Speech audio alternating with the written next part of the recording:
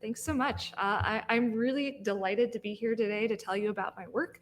But first, I wanted to do something that I've been having a lot of our own speakers we bring in do, and I think it's important to spend a little time talking about how you got to where you are, and that I think oftentimes people don't take the linear paths that we think that they might. So as Dan mentioned, I got a bachelor's degree in mathematics from Pomona College. When I got there, I had no idea what I wanted to do. I just knew it was anything except for science. That didn't last. And so my senior year, I applied and I was going to go get a PhD in pure mathematics. But at the end of my senior year, I had a moment where I just completely freaked out and was like, what am I doing? Why am I doing this? And I realized I didn't have a good answer to that question. So I actually did not end up doing that. And instead, I found a job working for a software company called Epic Systems that works in healthcare software. And so I spent 3 years breaking software and telling other people to fix it, and finally had a realization of like, hey, I might actually be able to fix some of these things too. And this was also sort of a first moment of like, you can do really cool things with computation that can be really useful in the real world. So I went back and I was what was officially called a special student at University of Wisconsin. I just took a bunch of computer science classes because I wanted to learn about that. I got interested in biology because of a random conversation I had with a professor about stuff that he was working on. And so after spending some time there, I then went, as Dan said, and got my PhD in computer science at Brown. When I started off there, I knew I wanted to do computational biology. I didn't know exactly what I wanted to do. I started working on some projects in cancer, but in fact, the thing that sort of opened up the door to a lot of what I'm going to talk about today was a reviewer comment on one of the first papers I had asking, hey, have you thought about running an experiment that looks at what happens when you have admixture with normal cells with tumor cells, which has really opened the door for me to think about things like tumor evolution.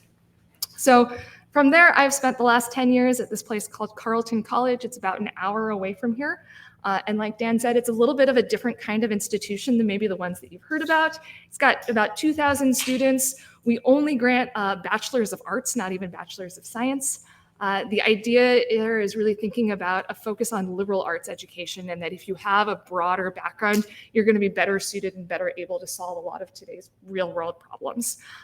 And so I also like just telling people about this because there are many types of careers in academia. So if you want something that maybe doesn't look like your advisor's career, there are lots of opportunities out there. So that's a little bit about me, but let's look at what we're going to see today. And so you've seen a lot of things in this meeting where we spend a lot of time really looking forward and thinking about what is the next new technology or what's the next new data. And there's a lot of really exciting things that are happening in the realm of computational biology where we're thinking about what's the next thing that's coming.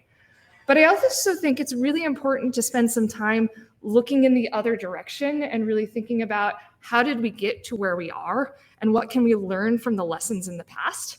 And so this is kind of a theme that I'm sort of going to thread throughout here of thinking about what is it that we've seen before that it can allow us to help us as we look forward. So with that in mind, what I'm going to spend today talking about what tumor evolution is and the structures of these trees that we use to infer tumor evolution.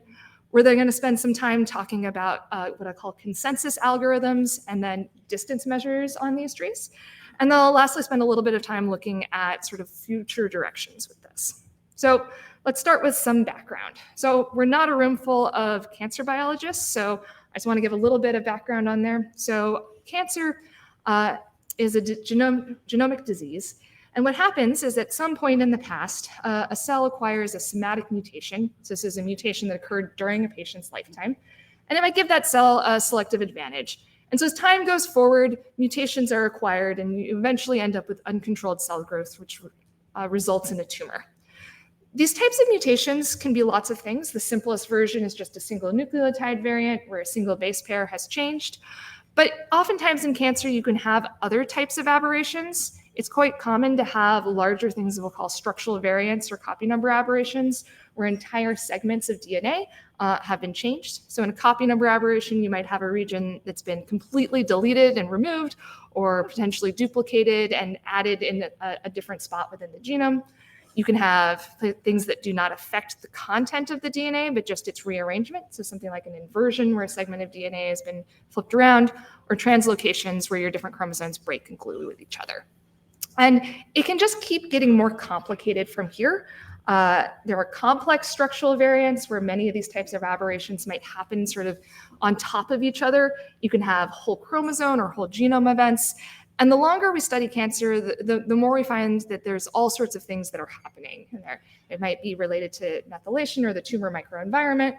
But for the purposes of this talk, we're really going to sort of simplify things and think about mutations as being one of these sort of simpler categories. And so something that's been studied a lot in recent years is really thinking about this thing called tumor evolution. And so tumor evolution is this theory that really tells us that, hey, at some point there was a cell that had an initial founder mutation, but then different descendants of that same cell acquired different mutations. And so in this figure, I'm representing these with different colored shapes. And so if we look at sort of the history of which ancestor and descendants led to new mutations, you might realize that the history of a tumor, we can see different clones or sets of cells with the same somatic mutations might appear. They might sweep through the population. You have different populations that might appear and then die off. And these dynamics were originally described in this classic 1979 paper by Peter Noel. But the problem is we don't actually observe these temporal dynamics over time as a tumor is evolving. What we get is a glimpse at a moment or maybe several moments in time where we sequence the patient's genome. And it's from the sequencing data that we want to infer, well, what actually happened?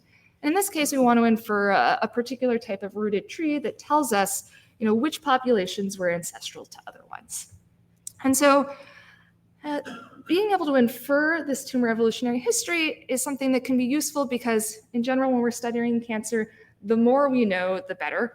And so if we can figure out something about what happened, that can be useful. But I can give you sort of a specific example to think about of how this might be useful when we're thinking about treating a patient.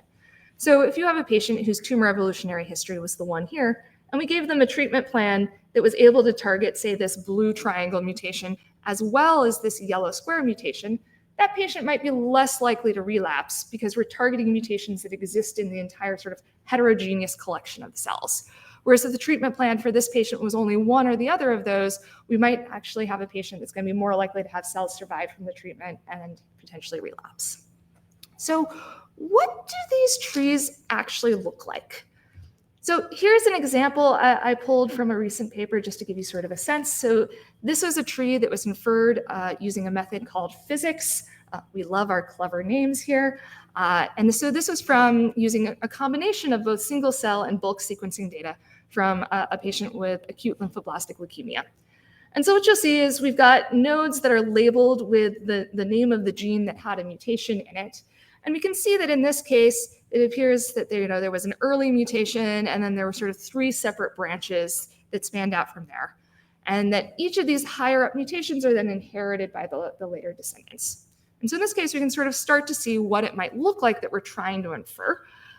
But these different trees, depending on the type of data that you have or the method you're using, can look quite different. So here's another example of a tree that was inferred using a method called sapling. And so this was from patient-derived xenograft data of colorectal cancer. And you can see that we've gotten a more complicated tree. It's got more mutations in here, but you'll also notice that we've started to have mutations that are clustered together, meaning we weren't really able to pull apart what order they occurred in. And what's more interesting about this, I think, and what really drives a lot of my work is that if I take the same data and I run another method on it, I might get a fairly different looking tree. So this is another tree that was inferred using a different method, this one called orchard. And so if we look at this and we spend some time digging in here, we'll see some similarities of some mutations that are higher up or over here or higher up over here, but we end up with a pretty different structure. That sapling sort of said there were 4 different early branches, whereas orchard sort of had a single one that then led to sort of maybe 2 or 3 different branches. And so thinking about this in this way, if you go and you look in sort of the recent years, there has been a ton of work that has been done trying to develop methods to go from different kinds of sequencing data to infer these tumor evolutionary histories. And some of these methods utilize different kinds of data, they utilize different sort of underlying ideas. But what you'll notice is that, there's so many of these different methods, they don't always agree. I would say that this is not a solved problem yet. We're still trying to figure out, how do we actually get inferences of what really happened as a tumor evolved.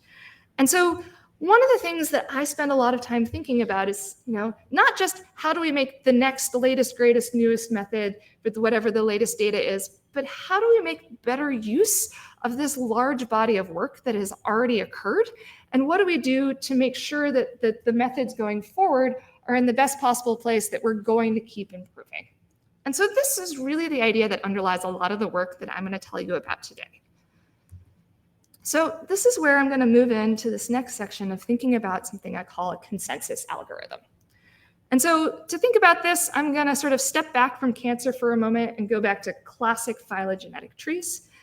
And so consensus problems have been around for quite a while. It's this idea that you might have a collection of phylogenetic trees. In this case, I have 3 phylogenetic trees or I have similar, in this case, labels are all on the leaves. And what I want to do is I want to find what is the information that best describes this entire set of trees. And that's going to be what I consider my consensus tree in this case. There's lots of things that I could think about this, that a consensus might consider lots of different features about my trees. It may or may not be an element of your input set. And in particular, I can have multiple different copies of the same tree in here. Let's say if I ran 3 methods, they all inferred the same tree, I might include all of those as my possible input. And so classic consensus on phylogenetic trees has been around for a while. This is a lovely diagram from a 2003 paper that sort of noted how a bunch of these methods were related to each other. So you might notice that a number of methods sort of came out of this thing called the strict method. And so there's been lots of work that's been done here. And so anytime I'm thinking about a new question, I want to think about what did people do in the past? Can I just take information and how these methods worked on traditional phylogenetic trees and apply them to our tumor evolutionary trees? And so if we spend the time to sit down and think about how these trees are different, traditional phylogenetic trees, our labels are our extant species. Those labels are typically just on the leaves of the tree. Whereas in what I'm going to call clonal trees, our labels exist on all of our nodes, not just the leaves, but also the internal nodes. And what's more is you can have multiple labels on a single node. And it's important to remember that even when I draw the diagram like this, I'm implicitly thinking about that higher up mutations are inherited by the lower populations in here. And so that once something occurred higher up, it's going to be inherited. And so if I think about these differences, then I can go back and I can say, hey, can I just use any of these existing consensus methods? And in fact, the answer is no. Most of these really rely on the fact that your 2 trees only have labels on your leaves and they're exactly the same. And so we can't use that there. So again, as a researcher, for me, this is like, great, we can't actually use this. It gives me a fun problem that I can work on now. And so you might sort of wonder, well, why do we care about consensus trees in the tumor evolutionary history space? So as we continue to get new kinds of data, as there are new methods for them, we're going to be able to run different algorithms, say on bulk sequencing. We might get a couple different trees. We might also have single cell sequencing. There are different methods that might work on that. You might not just have sort of a primary tumor, you might have metastasis. And so there's lots of ways that you might end up with multiple plausible trees for a single patient. Some of these methods also might themselves output a set of trees rather than a singular tree. So the question that we really wanted to think about was how do we take these tumor evolutionary trees and identify a consensus? And so this is something that in the past few years, there's been several people and groups that have worked on this. And so sort of the simplest version of it is trying to find a single consensus tree. So there's been some work from my group. There's some work from Russell's group on this as well. Actually, just last year, there was a really interesting paper that came out that sort of tried to create a centralized theory that actually encompassed some of these different methods for doing consensus and creating a single consensus tree. There's also been versions of work that say, well, maybe we don't actually want to think about a single consensus tree. There might be reasons that we want to have K-specified consensus trees that we're trying to infer. This was work that came out of Mohammed El-Kapir's group. But then there's also thinking about this question not just within a single patient, but across a cohort of patients that have the same type of cancer. Can we think about what are sort of repeated trajectories that occur across them? So it's not quite the same consensus problem, but utilizes some of these same ideas. So what I want to spend a little time talking about is this method called TULIP that was developed recently in my group. And so when we started building this, we actually started by thinking about what has come before, what are our existing methods and what are their limitations. And so at the time, these were a bunch of the methods that existed. And there were a couple sort of similarities. So all of these methods were using a thing called a distance measure, which we'll talk about in a minute. And they were optimizing for something that was very simple. And so we wanted to think about, like, how do you make that more complex? They also considered only certain mutation clustering. So many of these said, hey, we have to have trees where we've completely been able to order all of our mutations, which practically isn't the case in a lot of instances.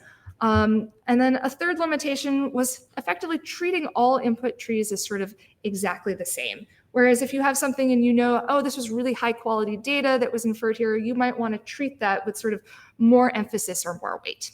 And so we developed, along with two at the time really bright undergrads, Kathy and Matthew, this method called TULIP, or in order to have a fun name, a tumor evolutionary integer linear programming. And so for us, we did something that we often do, that when we're trying to think about, we want to design a method, we really want a formalized version of what is the problem we're trying to solve. And so for us, we formalized this as the weighted M tumor tree consensus problem. So what does that mean? We're given a set of clonal trees initially, and for each clonal tree, we have a weight. So in this case, this first tree, I might give it a weight 0.5, this one has 0.3, this is 0.2. The weights just add up to 1. Higher weight tells me I want to have more emphasis on it. We also, as input, are given a thing that's a distance measure. For now, just think about this. This takes in 2 trees, and it tells me some number about how similar or different they are. And what we wanted to find is what we call the weighted median clonal tree. And so what this is if you have a tree that you found, you can compute its pairwise distance to all of your input trees. So in this case, this tree has a distance 0, this has 2, this is 4. And what we're going to do is we're going to combine those scores by weighting them according to our weights. And so what we wanted to do is we wanted to find the tree across the space of all trees that minimizes this particular weight. So we have a nice formalized problem, but let's dive into a little bit more detail on this distance measure piece. What does this mean? So many of these previous methods used this simple distance measure, this thing called parent-child distance. And so the idea here is actually pretty simple to understand. You look at a tree and you create a set of all of its parent-child relationships. So here A is ancestral to B is ancestral to C, and B is ancestral to D. So I have 3 parent-child relationships. I have 3 parent-child relationships in this other tree. And what we want to count are the parent-child relationships that exist in one tree but not in the other, so the symmetric difference between them. So in this case, we would see that BD is a relationship in this tree but not this other one, and AD is in this one but not this one, so we would have a parent-child distance of 2.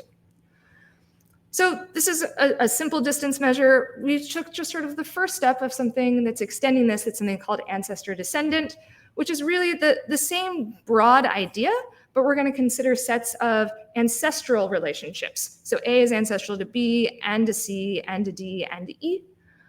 In this example, I also want to sort of think about what it means when I've got clustered mutations. So anytime I have mutations that are clustered together, I don't know which one came first. So in fact, we're just going to include both in our set. And so again, we're looking for pairs that exist in one but not the other. So it's the symmetric difference between these sets. So these pair of trees would have an ancestor-descendant distance of 5. Okay. So for us, we were thinking about this particular problem. We were thinking about it in particular with ancestor-descendant distance. And in fact, another group has gone and shown that this problem is NP-hard. All the interesting problems in computational biology seem to be NP-hard. So for us, this is like, great, this means this is something that's really interesting to work on. There is highly unlikely to be an efficient algorithm to directly solve this. So our method takes a 2-step approach. And so the first step, we use an integer linear program to identify this thing called an ancestry graph. And so the idea here was we didn't want to just go find our tree right away. We were going to find something intermediary. And this ancestry graph basically tells us I have edges for every possible ancestral relationship that will exist in my final tree. If we have this, then we can do a pretty simple transitive reduction to get the actual tree. And so I think the insight here for us was that we didn't want to go straight to our final product. We needed to sort of think about an intermediary that if we knew we could get there, then we could find it. So I want to just tell a little bit about what integer linear programming is. I know this is a pretty broad audience. It's a pretty useful tool. So I just want to give you sort of a glimpse of what this is and how it might be useful. So integer linear programming is basically a way of formulating a problem to solve. Once we have our problem in the right format, we can just load it into a solver that has been optimized to be able to find solutions for us. And the nice thing is this has been shown to be good for quickly finding solutions to NP-hard problems. So the idea here, if you have a problem, you need to define some set of integer variables that you're interested in. So in this case, I've got x1 and x2. You need to have a linear objective function that you're either trying to minimize or maximize. So maybe I'm just trying to do x1 plus x2. And then you have a set of linear constraints that are encoding information about the problem that you're interested in. So I have a bunch of linear constraints sort of written out here. But what does this actually mean? And I find it really useful to think about this using a diagram. And so if my variables are sort of 2 dimensions, and then each one of these constraints gives me a line in this 2D plane. And if I've got a greater than or equal than, it's sort of telling me which side of that line I want to look at. So any values of x1 and x2 that satisfy these constraints effectively live within this gray box. And I want to find something that's sort of minimizing or maximizing certain values on here. That's going to end up being a point that's sort of on one of the edges of here. And so this is really the ideas about how these solvers work, is if you can set up your problem in this way, it's going to be able to use this information to find the best values or very close to the best values for it. So we had to figure out, how do we set up this problem of finding this adjacency or ancestor graph. I'm not going to go through all the details of how we did that, but just sort of give you an idea of like our objective function. We had to find some way to encode that weighted difference, or the weighted distance that was part of our problem. We needed to find variables and linear constraints that sort of set up and said, hey, what is the way that we need to do this to find that ancestry graph? We were able to do it. I'm happy to talk about the details offline if you're curious, but this is sort of what it looked like. And so again, once we do that ILP, that's effectively then giving us this ancestry graph. We can now just use something, existing algorithms, to do a transitive reduction, which really removes any of these kind of redundant edges to give us a tree at the end of the day. And so this was our method TULIP, and we could show that it actually does indeed solve the question that we were interested in. Great, so what does this tell us on data? And so there's a lot happening on this plot, so I want to spend a little bit of time explaining what's going on. So we're looking at an instance where I've got 3 trees that are inferred using 3 different methods. And so you can see them on here, and that, you know, this one is very ordered, long, and linear. We've got a lot of clustering on these other 2 trees. And so because our method actually allows us to do different weights for each of these input trees, we did effectively a grid search between all ways of weighting these 3 different trees to find what is the consensus tree with that set of weighting. Okay? And so every point in this triangle represents a possible way of weighting these 3 trees so that the weights add up to 1. So if I fill this in, and now colors are telling me different trees or different sets of trees that I found using the consensus method. So not surprisingly, if I had something near this point, this is weighting like almost 100% weight on SciFit. All of these blue trees are basically saying we returned this tree. That makes sense. Similarly, the teal over here are saying we put all of our weight on this tree, and yellow is telling us we put all of our weight on the physics tree. So the star in the middle is telling us if we weighted them exactly the same. And in that case, we would have found this physics tree. But the really interesting piece here was thinking about what happens when you shift these weights a little bit. So if you go a little bit from weighting them to be exactly equal, we have sort of this brown set here. And this number 2 is telling me that we had 2 optimal trees in there. And so being able to look at the data and think about it in this way can tell us a little bit about like how confident should we be that this consensus tree is really capturing the data that we had. You might ask about sort of, we've got these branches along here. So 16 means I had 16 consensus trees. This has over 100. This is really just sort of ordering out all of those clustered mutations. And so that's why we're getting so many trees along those boundaries. So this is really interesting to us. And a lot of these other methods that just treated them all equally inferred the physics tree at this star, but we're sort of showing that, hey, there might be some other trees that we want to consider. So we took this same approach and we applied it to some other data sets, and we got some really interesting results here. So on the left, we've got an ALL patient, and you'll see that everything around the equal weighting was all the same consensus tree in this case, sort of giving us information of like, yeah, I feel pretty good about that tree there. If you change these a little bit, you're getting the same one. Whereas on this triple negative breast cancer data set, you see that if you shift a little bit, we kept getting different consensus trees. And so I think there's a lot of really interesting questions that we can now sort of think about now that we can see sort of the space of what these look like if we allow ourselves to weight our different input trees differently. So, all right.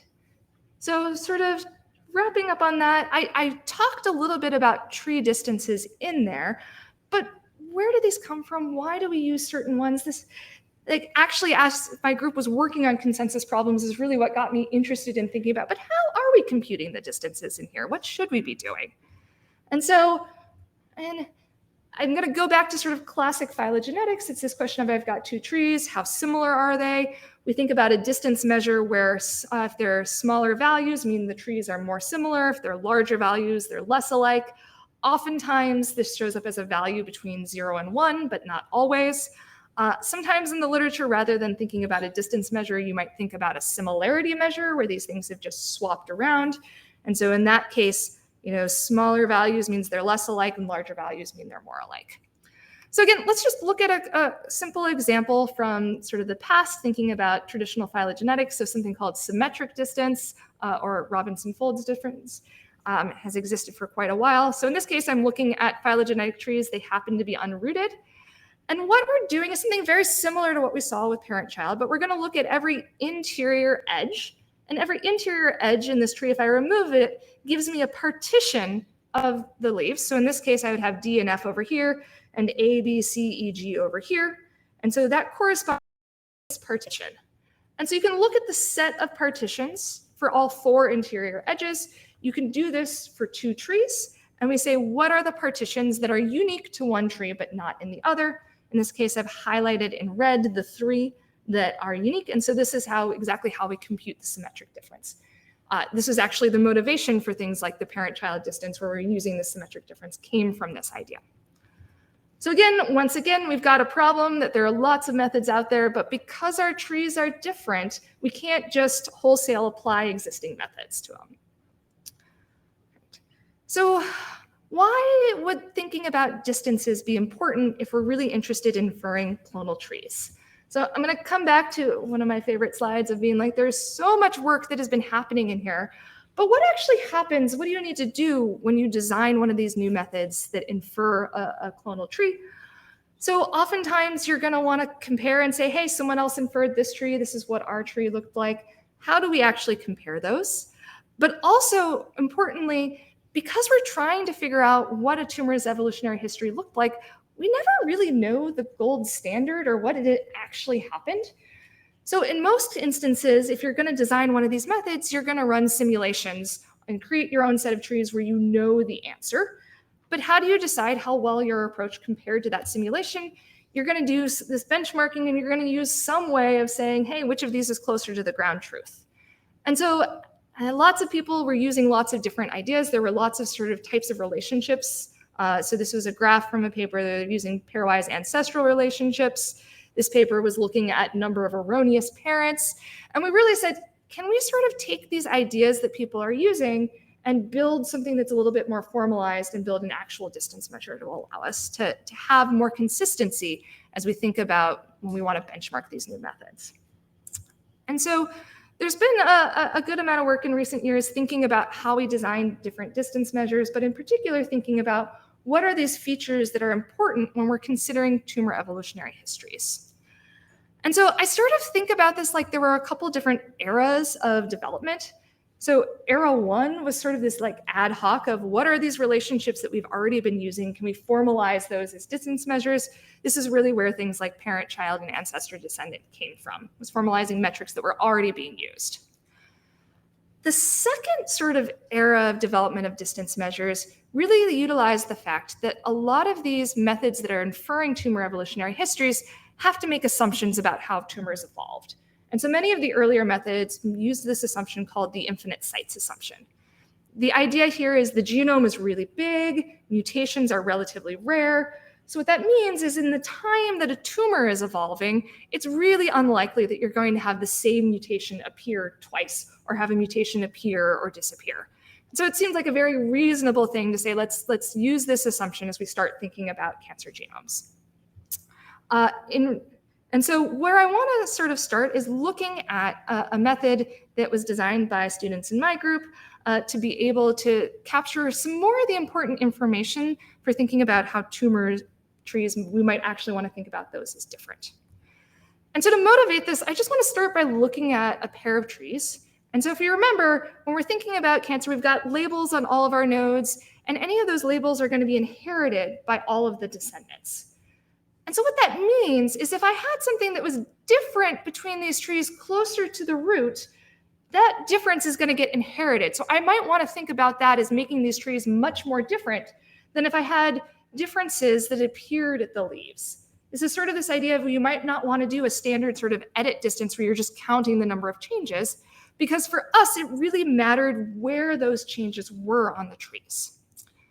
So to capture this idea, let's for a moment forget that we have a second tree. We're just going to think about a single tree. And I want to think about, all right, how are mutations being inherited? So what I'm going to do is I'm going to look at any particular mutation, and I can think about the ancestral set for that mutation. It's just all the mutations that appear on the root to the node where that one appeared. So here I've got 1, 2, 6. If I'm thinking about over here, the ancestral set for mutation 4, it's 1, 2, 3, 4, 9 is the set that was inherited by there. Now I've got sets of mutations. I can think about, well, the things that are shared are just the intersection of those two sets. So 1 and 2 are the mutations that are commonly inherited by both the population where 6 first appeared and the population where 4 first appeared. And this is what we call our common ancestor set. Right? So that was given a single tree and 2 mutations on a single tree. So we can do the same thing for the same pair of mutations on 2 trees now. So 1 and 2 are commonly inherited by 6 and 4 on the tree over here on the left. 6 and 4 appear in slightly different places. And so the common ancestor set over here is 1 and 5. I now have 2 different sets. We have lots of tools out there that tell us how 2 different sets differ. So I'm just going to use something simple. I'm going to use the Jacquard distance in this case. And so this was just for a single pair of mutations. I can now look across all pairs of mutations between these trees. And so for each one, I'm computing the Jacquard distance between the common ancestor set for each pair. Each one of these gives me a Jacquard distance, and then I can just average those over the number of pairs. And this gives me what we call the common ancestor set distance. And so again, we're thinking about how mutations are inherited as we're creating this. We created a second distance called disk, and so this was distinctly inherited. So the common ancestor ones were the ones that were shared. Distinct is sort of the opposite idea of which ones are inherited by one, but not the other. So it's sort of giving us information about where mutations are in different parts of the tree. So I just want to show you a quick example of, well, we have this distance measure. We built it off of ideas behind how tumors actually evolve. How do we decide if this is a good distance measure? So I want to take a moment. There's a lot happening here to explain our experimental setup in this. So what we did is we started with a base tree. The base tree had sort of a standard structure. It had mutations that are labeled on here. And what we're going to do is we're going to create different trees by swapping labels on different nodes. So this tree here with these 2 being blacked out tells me that I swapped the labels there. There's lots of different ways I could do this. I could do it if I swap these 2, or if I could swap these 2 over here. So I actually have 2 different trees that have that same category of swap. And so I've got a bunch of different categories indicated by different trees with pairs of mutations or nodes being labeled as black. And so what you'd want to see in a distance measure is that it can actually distinguish all of these different types of pairs of swaps. So if we look at, melted is a distance measure that existed at the time. It's optimizing for a slightly different problem. So it's actually not surprising if you know what it's doing, but it basically finds the exact same distance for all of these trees. This is because it's a little bit more of like an edit distance thing. So it's just one swap between them. Ancestor descendant, and we might notice that, hey, it finds the exact same distance between these 2 categories of swaps. So it's not able to distinguish between them. But cassette and disk, if you look at this, you actually get different values or different distance each category of tree or each category of swap. And so this is showing us that it has more power to be able to distinguish different changes than some of these other existing distance measures. Okay, so that was sort of era 2. Not surprisingly, there's era, which is saying, hey, actually, this infinite sites assumption might not be the best assumption. And cancer has many different types of mutations. So the fact that there are copy number aberrations, lots of mutations can be deleted or duplicated, inherently makes the infinite sites assumption not necessarily terribly practical. There are papers out there that have also said as much. There are lots of methods out there that are inferring these tumor evolutionary histories that are relaxing these underlying assumptions. And so now that we have trees that don't adhere to the infinite sites assumption, we have to think about, well, how do we compute distances on there? So not surprisingly, this field is sort of going to follow the tree inference a little bit. So now it's the question of like, well, what do we do now that we have trees that don't adhere to the infinite sites? And as a group, I could be like, great, let's work here. I could build something new. Or I might say, but there was all this work that we already did in the past. Do we really just want to like throw that out? There might be really useful things in there. And so our idea was, is there a way that we could leverage this pre-existing work to be able to convert it to be useful in this new space? And so this is work that I did with another undergraduate, Kwok. And again, I just want to give you sort of the key high-level ideas of what we did. So I've got a simple example here. I've got 2 trees. This tree on the left has gained 4 mutations, 1, 2, 3, and 4. And I've got 3 losses of character 1. So I'm labeling this as the first loss, this is the second loss, this is the third loss. The -1 all tells me that they are losses. The tree on the right, I have 2 losses of character 1, but then I also have a loss of character 2, and I've put this in a different color.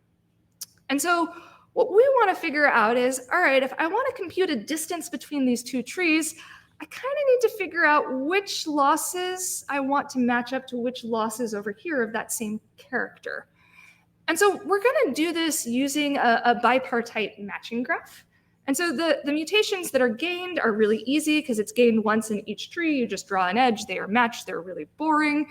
Where it gets interesting is if you have multiple losses of the same type of mutation. So I've got 3 losses over here, 2 losses over here. So I've got sort of a complete bipartite graph showing that I can match any possible sets of those. I happen to have this loss of mutation 2 over here, but it doesn't have anything it can match with. So if I can find a matching, or sort of a max cardinality matching in here, now represented by sort of these purple lines, that effectively gives me a way to essentially relabel these mutations. I say, hey, this loss is the corresponding same as this loss. Let's just call that mutation 5 now. And this loss is the same as this one. Let's call it mutation 6. And so I can effectively relabel my trees once I've found these matchings.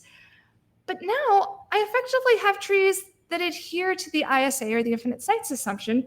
I've just sort of renamed these deletions. And so now, if I've done this, I can go and I can just run any existing distance measure on here. So the key question then is, how do I find this max cardinality matching? I'm not going to go into the details of this. We try a bunch of different things and sort of thinking about how do we put weights on these edges that tell us something about how similar the location of those mutations are in different trees. There's a lot of different cool things that you can do with that. But the idea is we want to find effectively the matching that minimizes the distance that we find between the corresponding trees. So let me show you an example of what this looks like on some real data. So here I've got 3 trees that were inferred using 3 different methods from a colorectal data sample. And so you'll notice that this tree over here, we've been able to pull apart the data a lot and order it much more. It's hard to see because it's small. We also have some losses that are indicated in red on here. These 2 trees using 2 different methods have a lot more clustering, and we now see purple on here indicating that that mutation actually appears multiple times. And so we want to think about, all right, of these trees, as humans, we can kind of look at this and be like, actually, I think these 2 should be much more similar than either of them to this other tree just because of all of these pieces of pulling them apart. If I run a distance measure that was designed to handle these cases, that's exactly what I see. So the maroon and teal are saying, hey, if I take the distance between this tree and either of these trees, I get a really high value. If I take the distance between the gold trees, I get a really low value. But we can now take our matching approach and pair it with any other existing distance measure. And so here we do this in 3 cases with cassette, disk, and melted. And we see that we're actually able to recapture these similar patterns in this case and utilize these different distance measures that were built using different ideas. So we're not just throwing that, we're giving ourselves a space where we have the opportunity to use them still on new data, which seems pretty cool. Okay, so I wanted to spend a little bit time at the end sort of thinking about where all of this is going, what are the next things that are happening in this space.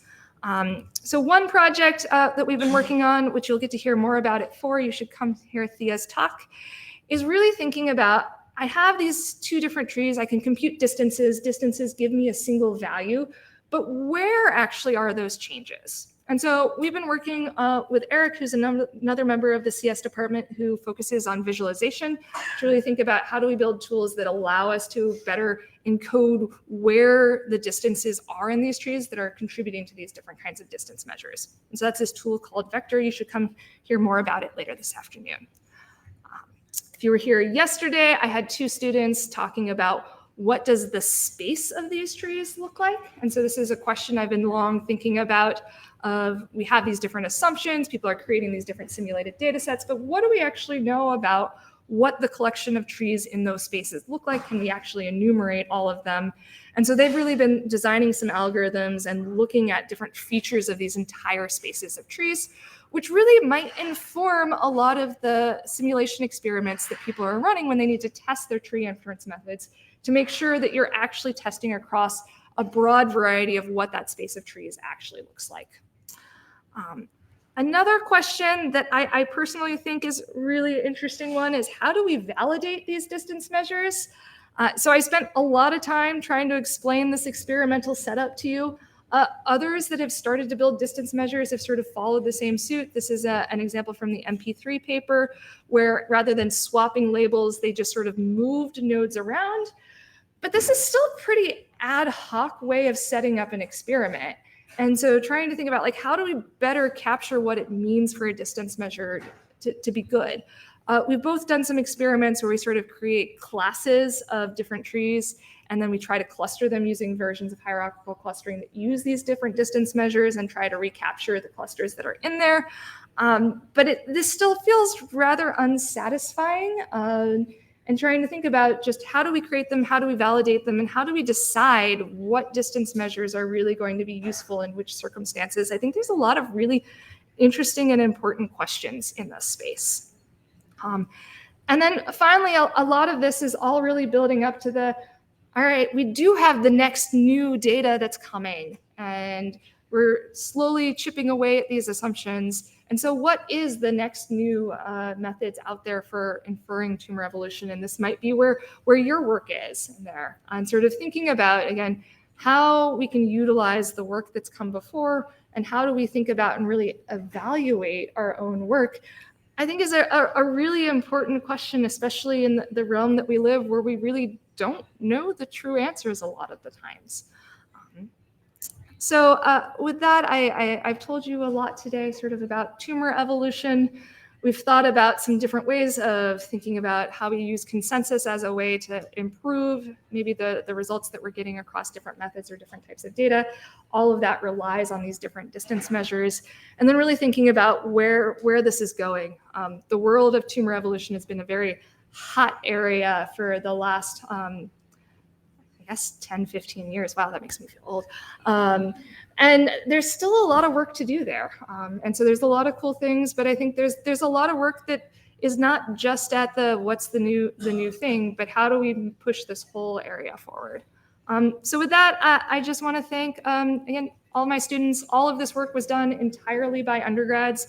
Thank funders and my collaborators and all of you for listening to me today. Thank you.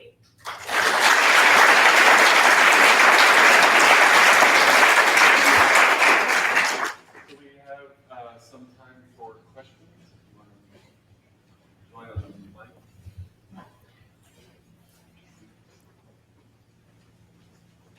the mic? So the way I'm thinking here is, imagine like points in space distributed along an arc, where the median is not that close to any of the input points, is there a possibility that your individual input trees are capturing real aspects of the data and then your median is not? And is there a way to independently assess how well the data support the median tree? Yeah, that's a great question. Yeah, absolutely. Like if you have trees that are like completely incompatible with each other, your median tree might be like, I'm taking some of this and some of that, but do you really believe that that's the case? I think this is also where this notion of like, all right, do we have confidence in each tree comes in play, but also like, are there parts of it that we have more confidence in? And can we sort of think about like, yeah, I feel pretty good about this part of this one or this part of this one. Can we incorporate more of that kind of information in there? Certainly could be something that's interesting, but you're right that like the question, like the problem that we formalize that we're trying to solve needs to be the right problem. And we've spent some time trying to sort of validate that in these experiments as well, of like, not just how close are we solving that problem, but are we actually recovering what we think the true tree was? And so at least in some of our simulations that we've looked at, we do get things that are reasonable with it, but I think it's a great question. And I think it's a great one to sort of think about in general. We have to sweep the details under the rug, but are they the right ones? Thank you. Thanks. I know very little or even less than that about tumor evolution. But my question is, regarding the trees that you've shown, is it correct to say that each new tumor is a new node is dependent upon the previous node? So we think of it as it's like a direct descendant from like the cells of like cells are dividing eventually. But the thing is that a single node would be dependent upon its parent node happening, right? Yeah. So have you thought of representing it as a conditional probability tree, like a Bayesian, like either a probabilistic suffix tree or a Bayesian kind of network? And then there's actually a pretty decent method of looking at the distance between the trees. Yeah, I think like there's definitely a lot of people that have moved towards sort of, especially probabilities and Bayesian methods for thinking about what, like, it's not just this tree, but this tree has a probability associated. We haven't thought about that, our group, in terms of so each node is probabilistic and is basically conditionally probabilistic upon the parent. And then you can have like, if you want to measure a distance between the trees, you actually have a pretty good measure that was developed for something completely different, for gene ontologies. And we can talk about that later. Okay. I would be delighted to chat about it. Sure, thank you. Thanks for the amazing talk. I wonder in your TULIP work, so how fast the ILP instances can be solved? Yeah, good question. Trying to remember exactly. Like, so we ran it on trees, I believe, up to 30 to 50 mutations on there, and it was actually reasonably fast on those. Like nothing was running for excruciating periods of time. So the optimal solution can be obtained in a reasonable amount of time? Yeah, great, thank you. Yeah. So I guess I have one last question. I'll try and get up to the mic. So with the loss of infinite sites, why is it still a tree and not, like, as a computer scientist, I think as soon as you start cycling around, you get a graph. Mm-hmm. So why, like, is it a graph? Should we be thinking about it that way? Yeah, I mean, so if you think, like, if we had infinite resolution and we could just watch every cell divide, then there's going to be a parent, and every parent has exactly two children. And so we're just capturing the same thing happened maybe here and there. And so it's still effectively a tree, at least if we're sort of thinking about it in terms of the cell division.